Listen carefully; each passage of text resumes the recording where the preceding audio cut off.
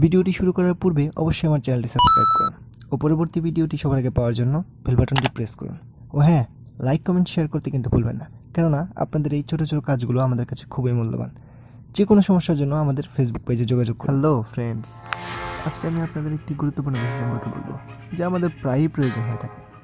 ধরুন আপনি কোনো বন্ধু অথবা আত্মীয়ের বাসায় গেলেন অথবা এমন একটি স্থানে গেলেন যেখানে ওয়াইফাই রয়েছে এবং আপনি আপনার ফোনটি সে ওয়াইফাই কানেক্ট করতে যাচ্ছেন, কিন্তু আপনি তো পাসওয়ার্ড জানেন না। এক্ষেত্রে যদি আপনার পাশাপাশি কারো ফোন সে ওয়াইফাইটিতে কানেক্ট থাকে, তাহলে আপনি খুব সহজেই পাসওয়ার্ড না জেনেও সে ওয়াইফাইটি ব্যবহার করতে পারবেন। তো চলুন আজকে আমরা সেই টিউটোরিয়ালটি শিখব। মোবাইল স্ক্রিনে যাওয়া যাক।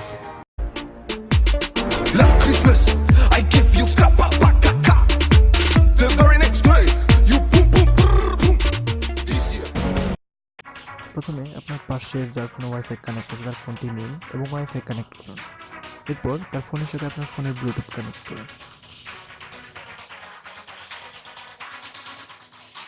এরপর সেটিংসের ব্লুটুথ অপশন থেকে ব্লুটুথ টেথারিং অপশনটা চালু করে দিন।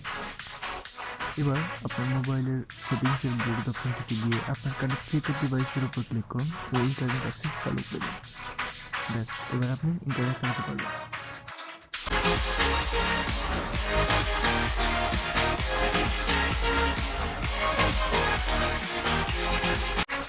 এই ধরনের আরও ভিডিও পেতে চ্যানেলটি সাবস্ক্রাইব করে সাথেই থাকুন।